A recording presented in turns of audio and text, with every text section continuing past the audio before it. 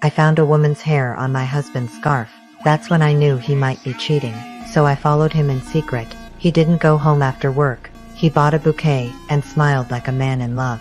Clearly he was meeting someone. I hurried after him, reached a party. I saw him holding another woman's hand. She was his other woman. I didn't confront them. I turned away calmly. I wanted my son to have a whole family. I swallowed my anger and stayed quiet. The next day she came to me. She told me she was pregnant. She said the baby was my husband's. She said he promised to leave me and marry her. She told me to step aside. I went to a lawyer. The lawyer checked our accounts. Everything was in his name. He had already transferred the money away. He had planned the divorce long ago. I wanted revenge. First I pretended not to know. Then I took him to her house. He sensed something and tried to stop me, but I rang the bell anyway. They invited us in. In front of everyone I exposed him. I dropped a bigger bomb. Their daughter is pregnant. The wealthy mother froze in shock. She never expected her daughter to be the other woman. I walked away like it was nothing. He chased me and shouted. His face was ruined. I asked him what shame a cheater still had. Then I filed for divorce. I demanded custody of our son. I wanted him to leave with nothing. The next day he received a court summons.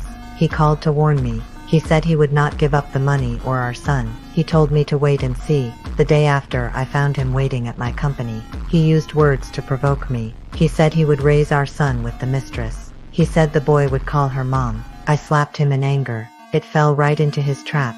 He threatened to arrest me for assault if I didn't give up custody. When he went to pick up our son, I rammed his car. His car stalled on the roadside. I forced our son into my car. He was terrified. He wanted to call his father. I grabbed the phone and threw it out the window. I drove to a remote cliff by the sea. I told my son the truth about the divorce.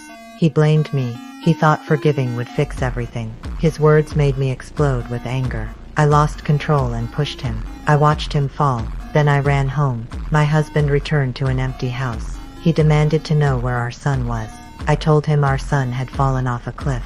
He couldn't believe it and lost control. He hit me. That scene was seen by our son. It was my trap all along. My goal was to expose his true face to our son. The police arrested my husband for murder. He lost custody and faced months in prison.